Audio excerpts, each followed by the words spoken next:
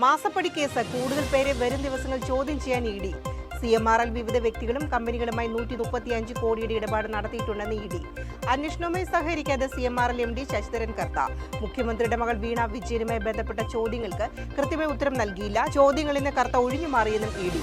സുഗന്ധഗിരി മരമുറിക്കൽ കേസ് DFIക്കെതിരെ സസ്പെൻഷൻ മരവിപ്പിച്ചതിൽ വിശദീകരണമായി AK ശശീന്ദ്രൻ. നടപടിക്രമങ്ങളിലെ പാളിച്ചയെ തുടർന്നാണ് സസ്പെൻഷൻ മരവിപ്പിച്ചത് മന്ത്രി.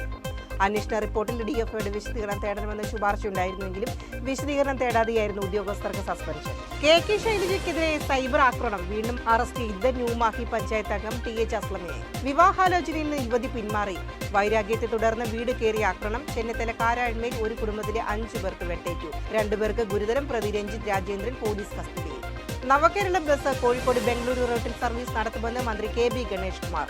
സംസ്ഥാനാന്തര സർവീസിന് അയച്ചത് ബസ് വാങ്ങാൻ ചെലവായ പണം തിരിച്ചുപിടിക്കാൻ.